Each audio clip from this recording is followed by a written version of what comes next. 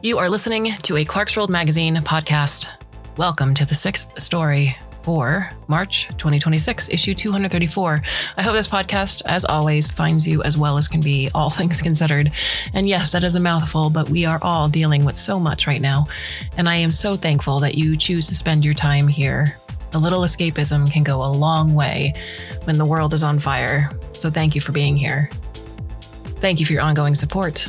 Just by being here listening, checking a few bucks our way via donation, buying a subscription, or going to patreon.com/Clarkesworld, you allow us to bring you this escapism each and every month.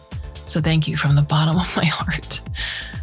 Our story is titled Those Who Left History and is by Wanxiang Fengnian, translated by Stella Jia Chu.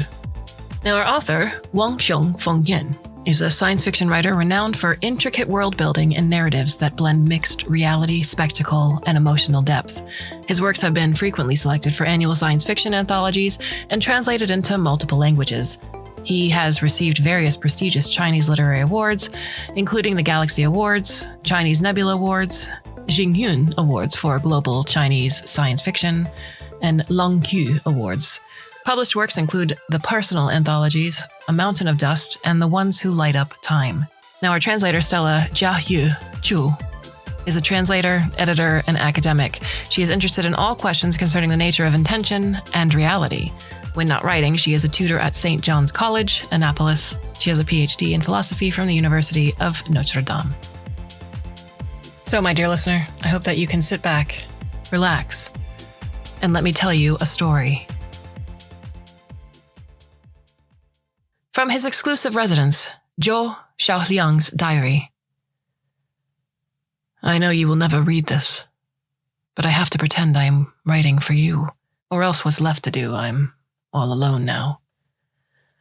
After I realized that I'd been scammed, I dug out a pen and paper and began writing this damned note. At every turn of sentence, I asked myself, what is the bloody point? I don't exist anymore. I cannot so much as stir a speck of your dust. No one will read this. And sure, you don't exist to me either, so technically we are square. But you are the ones who make history, and the history you made is what created the mess I am in. So, what gives you the right to continue on, to crawl through history's gutters? From the archives, Those Who Left History, an investigative series. A Seal That Banishes Ordinary Lives, by Wu Shu, correspondent. China office. Customers came here for the peculiar service of banishing themselves, and in their wake, an entire business grew up around the practice. Online comments refer to it as a business without bad reviews. However, after things blew up and the business vanished, only the sales staff were able to provide a glimpse into the damage that had been done. On the eve of the shutdown of this exclusive residence company masquerading as a real estate agency, the business owner and the sales leadership had cleared out. Staff who turned up for work as usual the next day found no one in charge and were soon taken away by police for questioning. Today, the sales building holds only a scattering of odds and ends, drawing in all manner of scavengers who try to slip past the official seals, hoping to pry loose whatever scrap they can from the hull of this sunken ship. Former salesperson Li Xiaoqing, pseudonym, after giving statements to the investigators, returned the wages she had earned while on the job. Meeting in the cafe where she had agreed to be interviewed, she described a feeling of compounding exhaustion. The work paid nothing, and worse, it had come to feel like an undoing of herself. How these exclusive residences were sold has puzzled the public for a long time. On the surface, they seemed like a misshapen technological curiosity, too warped to ever generate market demand. The idea grew out of a breakthrough in what's referred to as the technology of spatial closure, which involves folding the edges of a small space inward until it closes and disappears from the world. This disappearance is real and permanent. The small, sealed space continues to exist in its own time and place, but no longer interacts with the universe. Exclusive residences refers to a closed space that has been folded in from a self-sustaining private housing unit. It is an escape from reality. In training, we were told that this is a high-end private residence with permanent ownership, a secret fortress that could survive any apocalypse, said Li Xiaoqi. It was brainwashing. They brainwashed us, and we went on to brainwash the clients. The salespeople would show a model unit to prospective buyers, a room the size of an upscale apartment, warm in tone, softly lit, finished in natural materials. It was designed to combine our oldest association with safety, that of huddling in a cave with the reliability promised by modern technology. On one side of the apartment stood a large, comfortable bed. In the middle, a partitioned activity area. Around it, display shelves holding physical books, hard drives for data storage, and other personal belongings.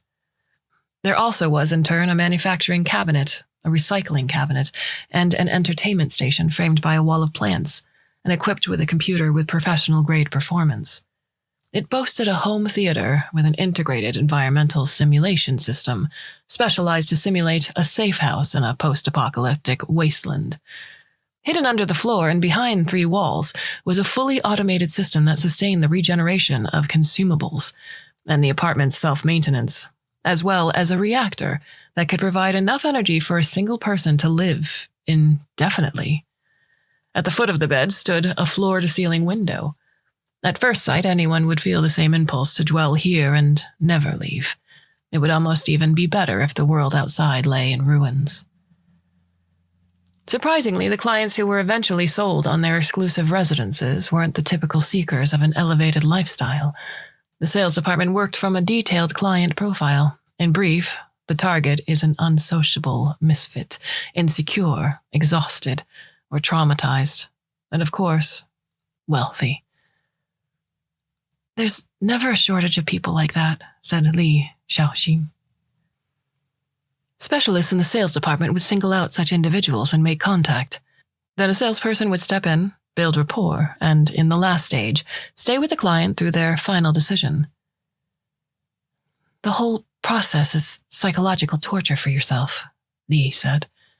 Although I once made an easy sale, too, the client walked in, asked a few questions, and signed the contract on the spot. It was uncomplicated and very pleasant for both of us. As for what such a transaction meant for a client who turned into a resident, there would never be an answer. Every resident disappeared without a trace. They never needed after-sales service or support. Once the handover was completed, they were simply never spoken of again. Perhaps that silence was its own small footnote to why they had wanted to leave the human world in the first place. I couldn't even say sorry to them. No, it's not that there is absolutely no way for them to see me, Li said. It's just we aren't sure what mental state they're in. We don't know if apologizing might hurt them. Every time they sent off a client, they went for a farewell dinner beforehand. Drinks went around, and everyone at the table seemed to wish the same for themselves. A lot of us even cried. Really cried. You might think it was guilt or crocodile tears or whatever. But I don't know. Maybe everyone had something that they wanted to get away from. Did they, in fact, wish for the same escape? Li thought about it for a very long time. She had no answer. From his exclusive residence, Zhou Xiaoliang's diary. It's so fucking quiet. When it's quiet like this, my memories eat me alive. And the memory of that day won't leave me alone. It keeps clawing its way back into me. I could have died on that day. I was done with the living. Figured I'd go out big. I borrowed money from a loan shark and bet it all on futures with 40 times leverage. I don't know how, but I hit it. Just like that, I had more money than I could count, and still I had no idea what to do. You know what? That was the scariest part. I walked into an exclusive residence dealership wearing the same crap I had worn when I had been broke, and I almost got tossed out. All the sounds felt far away, like I was driving around an empty shell of myself. Even now, it feels like it was a dream. Everything happened in a single damn day. I signed the contract right away, didn't even bother listening to their pitch about the paradise beyond. I knew it was fake, and I didn't want them to ruin my day with a lie. I just wanted to get away from this fake-ass world as fast as I could. Back then, I didn't know there were fates worse than life. or death. There's no hell in this world. Hell is the banishment from the world. How dare they cast away a person's soul so easily? From the archives, Those Who Left History, an investigative series.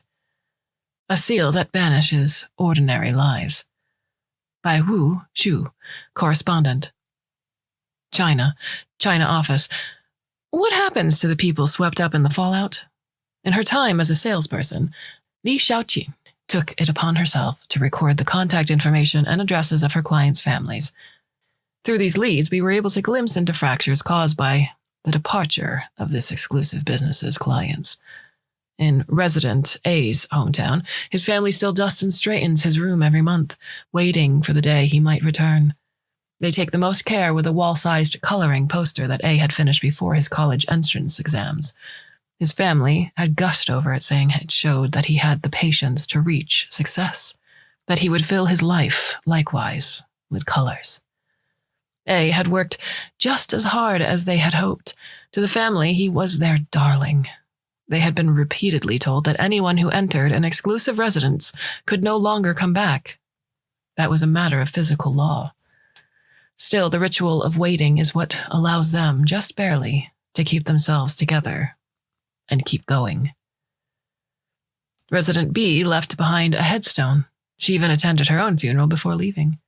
Her family regarded her as deceased and agreed to visit the grave once a year. What else could we do? Her mother sighed. Parting ways on bad terms. In the public cemetery, B's headstone stands beside another, that of her grandfather's.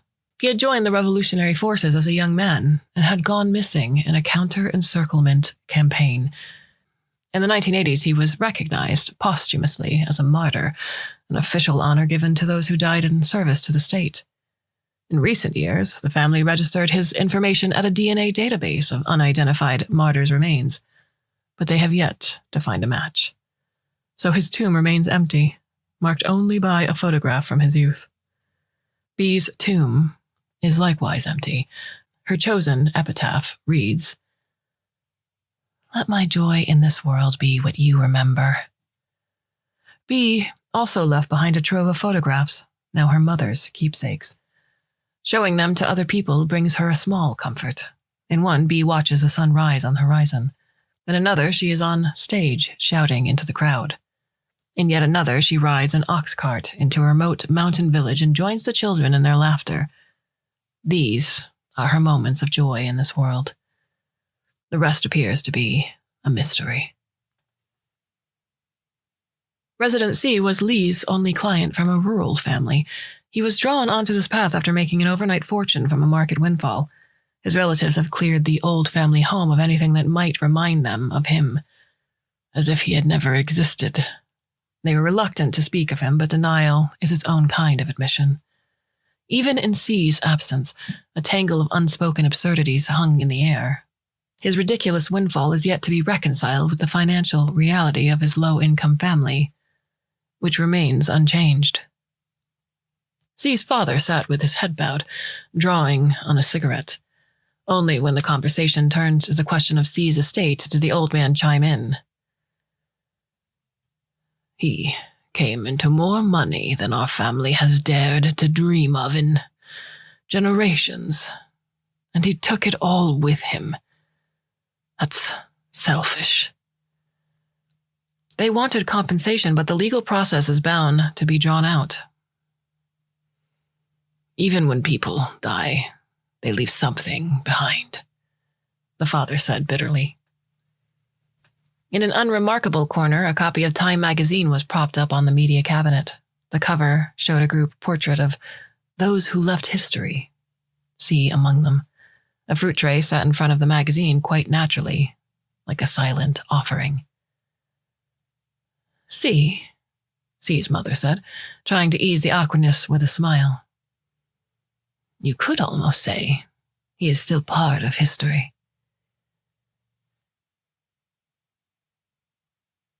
After reviewing the interview material, Li Xiaoqin took off to see a monument in the suburbs. Pointing to a spot in the sky, she said, There, Then she adjusted her finger slightly. No, probably over there. That should be the anchor point of C's exclusive residence in reference to Earth. The window of every exclusive residence faces the direction of a monument.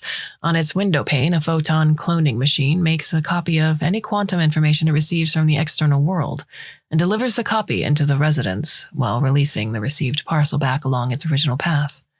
This way, the exclusive residence can see the external world without violating the laws of non-interference. C's monument is a black granite column engraved with his name and likeness.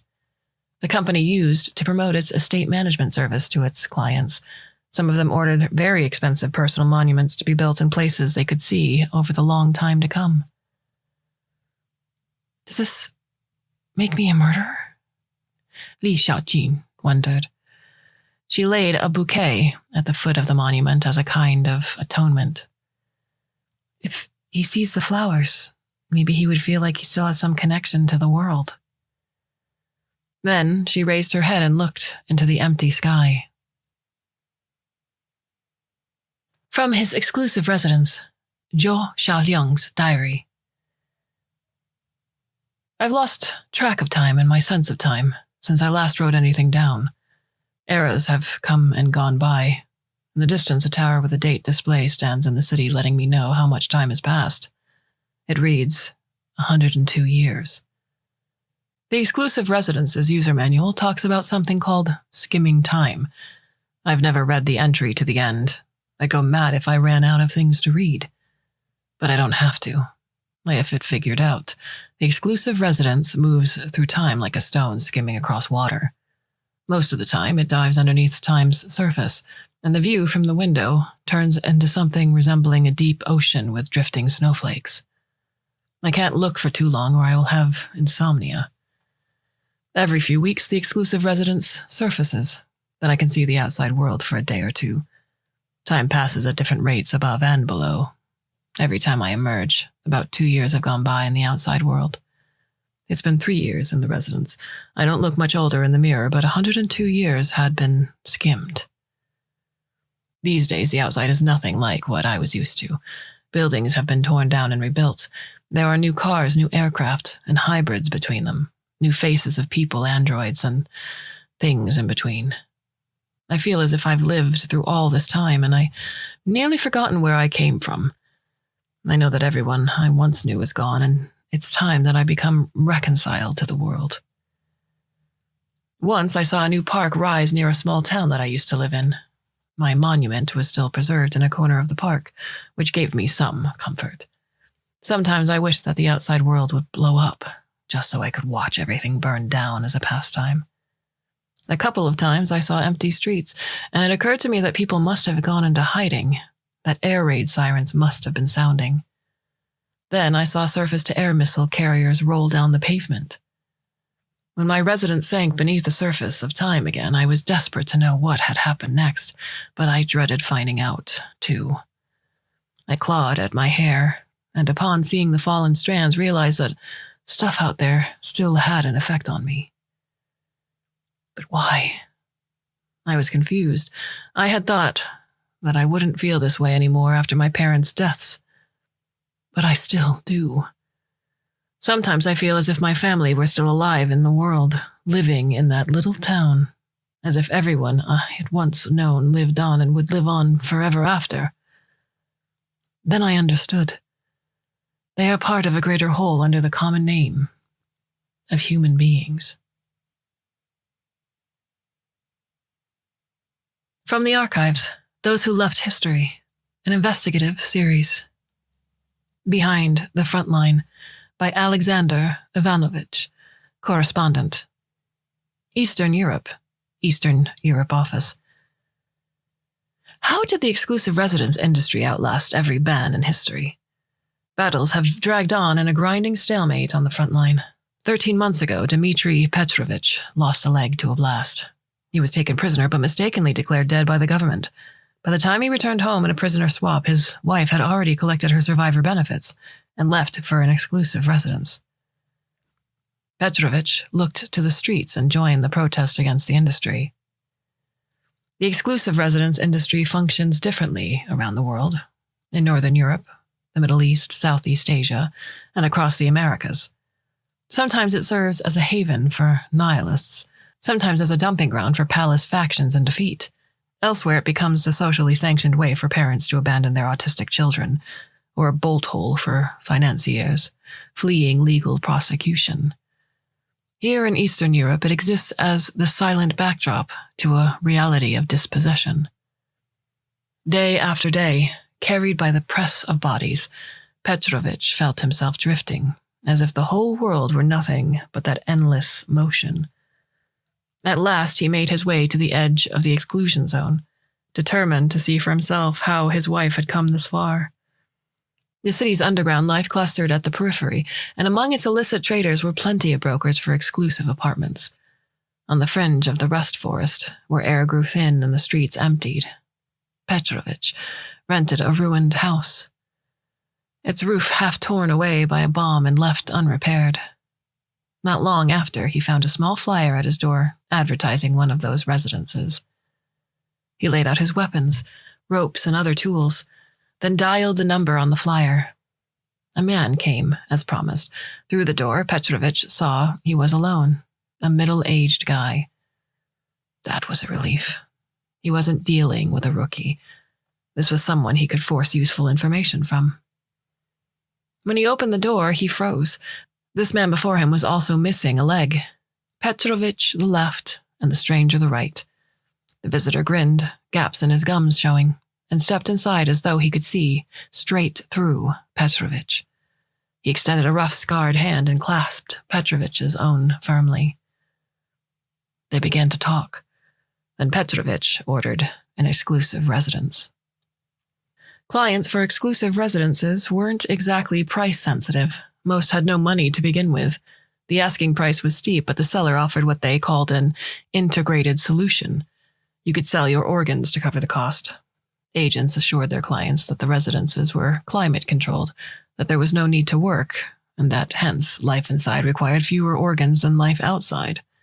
Besides, if parts of you went on living out there, then it was like having two lives at once. They signed a simple, one-page contract, even though the law had no reach here. Everything ran on trust.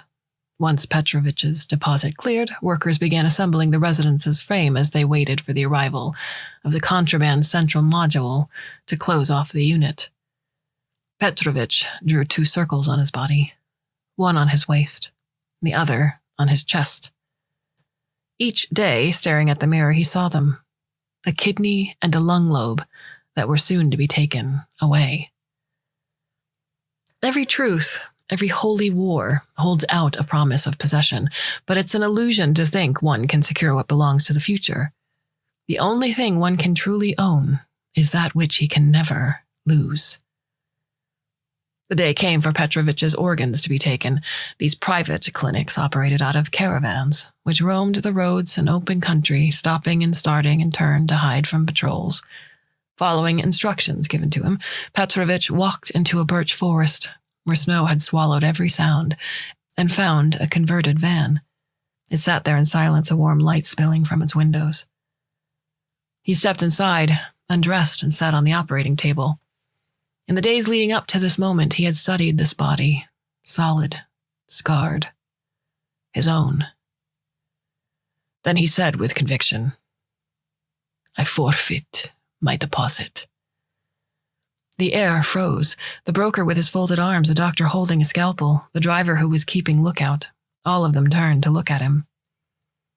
A moment later, the broker spread his arms and stepped forward to embrace him. "Congratulations, brother." Everyone reacted as if they had witnessed something rare and good. Their faces lit with genuine happiness, they opened a bottle of vodka to celebrate Petrovich. A man had found his life. That was the most special kind of fairy tale around here.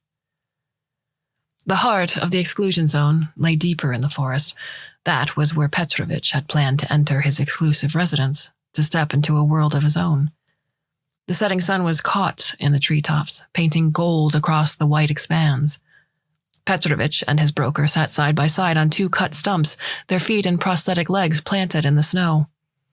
For a moment, the world was quiet and seemed to belong to them. Petrovich took the offered lighter and lit a cigarette. He said that he understood his wife now, who had become one of the eternal presences suspended above him. "I'll save for a Makarov," he said. "It costs less than a residence, and I am not losing anything, ever again." From his exclusive residence, Zhou Xiaoliang's diary. It's been a long time since things looked any better. The wars kept grinding on, and the economy is in shambles. I guess the world is just used to it by now. When my exclusive residence surfaced again from the sea of time, I saw a huge comet hanging in the sky, pressing low against the black outline of the city. Its tail stretched so long it looked like it could slice the sky open. I didn't see a single person on the ground. Chills ran down my spine. What if everyone had already gone into their own exclusive residence and nobody existed on Earth anymore? Wouldn't that be tempting under a catastrophe of this scale? I know the temptation myself, so fear of that possibility gripped me. When my exclusive residence sank again under the sea, I fell into a heavy depression. Gaming didn't help at all. I felt sick, like I was going to throw up. The image of an empty world nailed itself into my mind. I don't even know what came over me. But I broke down. I tried drowning myself by flooding the residence with water from the reservoir. But when water began to fill the room, I regretted it. Holding my last breath, I restarted the self-maintenance system. It pumped water back into the tank, dried the room out, and dried me out. The cost of surviving was simple. Time kept moving on, and on, without end.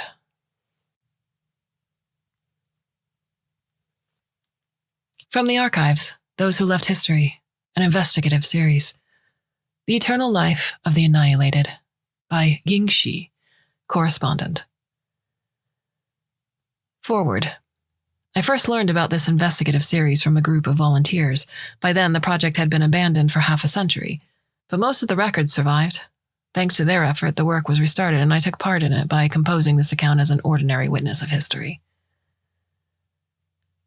Northern Plain. North Office. In the hours before dawn, on the Northern Plain, some 24,000 men and women lay in ambush. They belonged to the North Second Corps of the International Mobilization Front, and they were preparing to seize a special factory operated by the Emergency World Government. Overhead, the White Death comet cast a pale glow on this historic moment.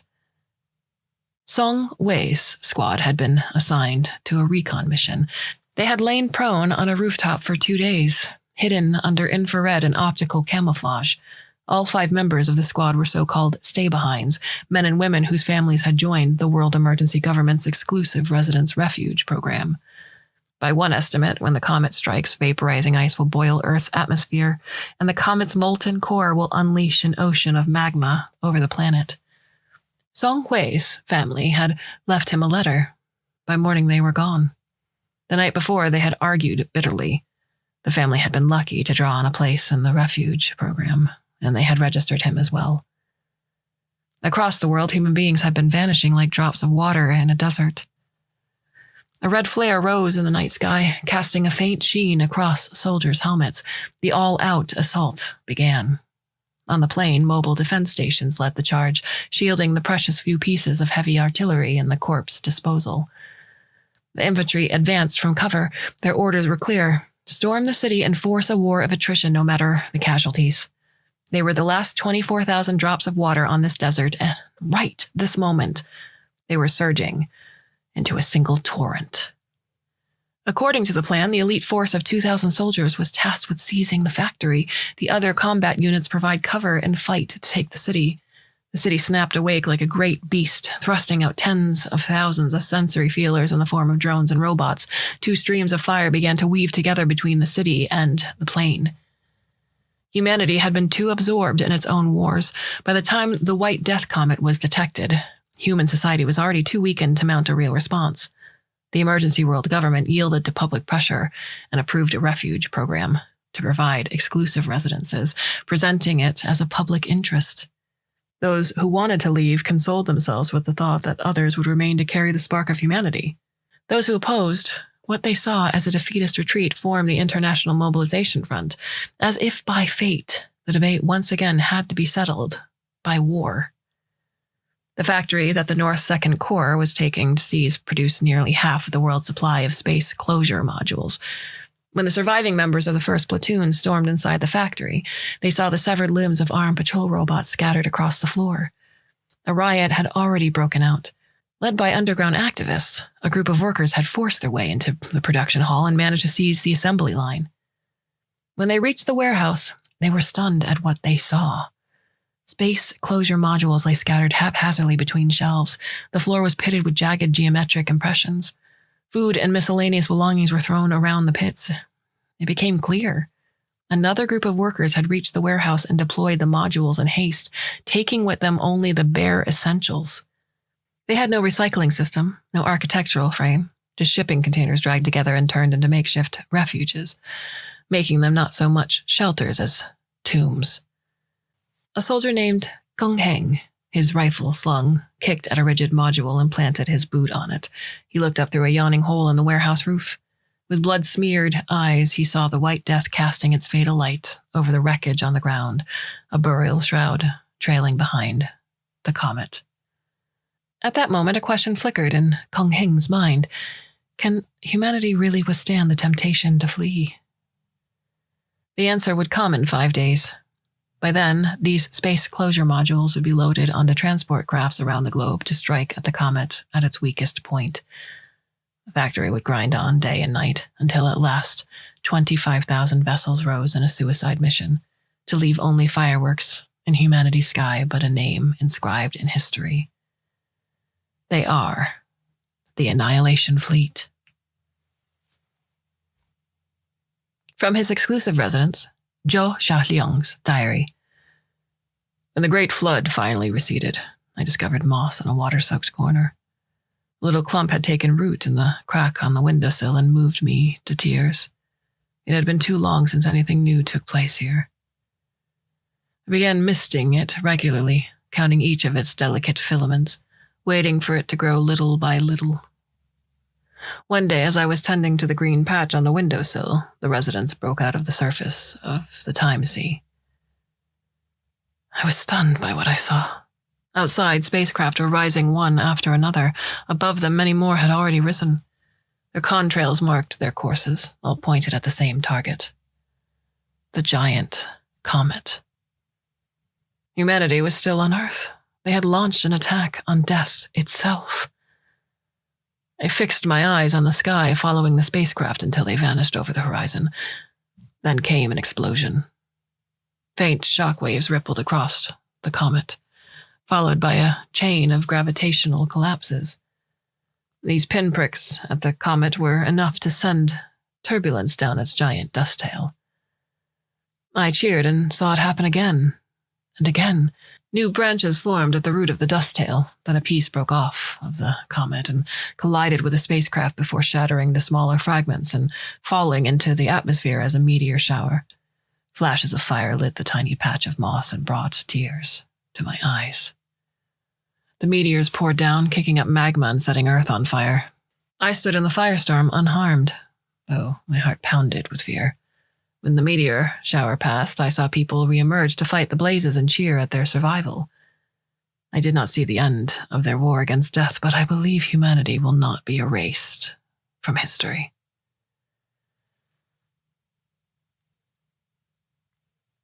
From the archives, Those Who Left History, an investigative series. The Summoning of History. By Ha_Sidelobe 4, correspondent. Temporary office. I can now say with near certainty that this investigative series was real, and I believe the exclusive residences were as well. Space enclosure technology was a minor offshoot in human technological advancements, yet I am surprised at how deeply it altered our history. More surprising still, by the logic of relative time, the residents might still be watching us. If such observers were ever recognized in human history, it would be hard to deny that they had played a continuing role in shaping it. What kind of shaping would that be? perhaps something akin to the function philosophers ascribe to the big other in the structure of human psyche. My return to Earth was as part of a rescue excavation team. We are split into 2 units, one responsible for excavating geological remains and the other for conducting data recovery. The geological team found no trace of the residences. They exist only in narrative records. In other words, they are not unlike myths. My colleagues are thus disinclined to treat them as real history. I might have felt the same. The weight of that gaze is too heavy to bear, but as more records came to light, something urgent has become clear. They are soon to leave us. From his exclusive residence, Zhou Xiaoliang's diary. Outside, more than 1,300 years had passed since I entered my residence. It was a hell of a long time. In the early days, I had imagined that technology would advance far enough to rescue us from these residences. That hope kept me alive. But I've long since let go of that naive idea. The laws of the universe are what they are, and they will hold until the end of time. I am over 60 now, and the mirror of my hair has gone gray. Thanks to the medical facilities, I haven't yet suffered a major illness, but I am prepared for the day it comes. My life has been both long and short, a blur, really. I've made no history, and I belong to no history, but human history has been the fabric of my life's memory. I watched humanity rebuild after the great catastrophe, and I watched as humanity reshaped the form of its society. I wished that I could have made history like them, and I was genuinely glad for them. Later, when the land became slowly overtaken by machines, I began to fear again that humans were gone, or that what survived was no longer human. Over time, I worked it out. Humans had migrated to other planets. Fewer and fewer remained until finally the planet itself became a relic of human civilization. That was not necessarily a bad thing. To be alive is to face change. The same goes for civilizations. Then one day, Earth became a tourist destination. Those who dwelled in outer space came back. Most of them no longer looked the same, but I could still tell that they were human. I have recorded much of this in earlier entries, but what happened next compelled me to pick up my pencil again. Not long ago, construction machinery surrounded the city. They fired cold blue beams that cut into the ground like they were slicing a cake. And another modular machine was anchored to the ground and began boring down into Earth's crust. When the machine was activated, it lifted the city slowly from Earth like an inverted pyramid, exposing ancient geological layers filled with an immeasurable span of history. That was when I realized they were dismantling Earth. A half-formed thought struck me. Hurriedly, I turned to the residence manual. Sure enough, according to the manual, the residence is anchored to Earth and fixed to a reference frame defined by Earth's gravitational field. That means if Earth's gravitational field is destroyed, my residence will lose its anchor, and I will have to watch helplessly as the planet drifts away. Or rather, I might not even be able to watch. I know that Earth and the whole solar system are already racing along a spiral arm of the Milky Way, and the Milky Way itself is hurtling through space, so I probably won't even witness the separation. In an instant, I will be cast into the empty darkness of space and confined to solitude for the rest of my life. I pounded on the window and shouted at the people outside. Of course, it was useless. Humanity has probably long forgotten the residences. And even if someone remembered, who would bother altering anything for the people who don't even exist in history? All of this is my own doing. From the archives, Those Who Left History, an investigative series. The Summoning of History, by Ha_Sidelobe 4, correspondent. Temporary office. The joint government held a hearing on the relocation of cities on Earth. The engineering committee argued that it had no reason to recognize the existence of a hypothetical history, and still less reason to alter a major project on that basis. I presented detailed records from the long-term investigative series, Those Who Left History, as evidence of such existence. Every detail in those records could be verified against our knowledge, except for the exclusive residences themselves, which had already left this world. The committee then heard testimony from its expert advisor in history, who observed that debates over establishing the facticity of historic events had been ongoing for centuries. In broad terms, he said, historians appeal to two grounds: positivism and culturalism. History was thought to be both determined by objective facts and evidence and shaped by cultural conceptions and narrative discourses. The engineering committee responded that, under this view, both affirmation and denial of a cultural history equally amounted to shaping history and therefore carried the same weight. In that case, it said, it was better not to multiply entities beyond necessity, but rather to shape history in whatever way best served the project. At the center of the hearing room, a projection displayed live footage from the relocation site, the giant base of an inverted pyramid city, already half suspended above a hollow, shedding a slow stream of sand and dust. Looking at the immense structure, I felt something close to despair. History, I interjected, should not be reduced to a mere instrument. It ought to be a reckoning with the responsibilities we bear. The engineering committee responded that humanity had no reason to take on additional responsibilities for a non-existence. Those who had left history, it said, even if assumed to have once existed, had by that choice surrendered all the rights they had held within. In effect, they themselves are responsible for creating their non-existence. I replied that if a non-existence could be created, then it must also count as a form of existence, and the rights of history didn't innately belong to anyone. They were determined by the choices of the living. The chamber was silent for a moment. The committee then stated that the issue was a practical one, not a matter of philosophical dispute. Humanity, it argued, had cast off the burdens of history countless times over the course of its civilization. In this way, humans had reconciled with their own existence and moved forward, leaving conflicts behind to become citizens of space. Even if this period had been real, there was no reason to take up what our predecessors had already let go. At this point, the presiding judge reminded me that if I wished to persuade the committee and the panel, I would have to give a clear account of the benefits and risks to society. This line of inquiry cut to the core. Was it justified to reopen history's wound and to remind humanity of dangers it had already consigned to oblivion, merely for the sake of rescuing a group forever severed from us? It seemed to simply not be that. What then had driven me to appear at this hearing? The historian interjected then, arguing that the principal danger lay precisely in the philosophical dimension. Too much time had passed, he said. Those who had left history had long lost their worldly roots and become almost symbolic. To attempt to recover so highly abstracted an existence, he warned, risked unknown consequences. The committee, he insisted, had to answer one question: should we summon a vanished history out of nothingness into the present? Murmurs passed through the chamber. Someone shouted that it shouldn't exist, and others echoed the cry until the room resounded with it. In its closing remarks, the engineering committee told the judging panel that my proposal offered no practical benefit and posed grave risks to humanity's fundamental self-understanding. I had no good answer. I could not deny the risk.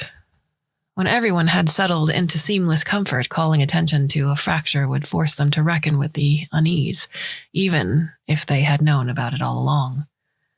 Remembering the historian's remark, I suddenly saw his implication.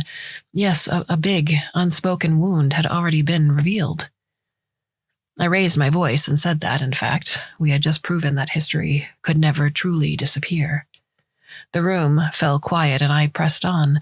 We had seen that humanity always carried part of its past which could not or would not process. The temptation to exile one's own history was perennial and was hovering over us. That was why some people had fled history. They were the flip side of the same coin. But an exiled history would not simply vanish, it merely continued bleeding unspoken blood from an unspoken wound. Moments ago, we had completed the ritual of its summoning. The room remained silent. I pointed to the projection above the room and said there was only one more thing suspended above us: the eyes of history. In that instant, I understood what drove me to attend the hearing. We had to reckon with history's gaze because none of us could truly leave history.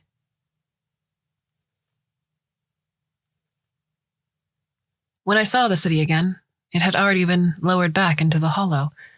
I walked to one edge of the incision and found under the nightfall a group of people gathered around a stone pillar laid bare after the ground had collapsed. They sat in a circle around a bonfire at the pillar's base. As I drew closer, I saw them drinking, singing old songs. A pot of hot wine hung from the stone, bubbling as it boiled. The pillar had been scorched by intense heat. Its surface melted and reformed, leaving no trace of inscription. Someone called me over and offered me a drink. There was one condition. I had to tell it or sing it a story, whichever I chose. Tell whom? It. I looked up. At first there was nothing in the night sky. Then I saw it. A pair of sorrowful eyes. That near symbolic presence shifting into its place, standing in for all that we could not put into words. I sat down and joined them for this historic night.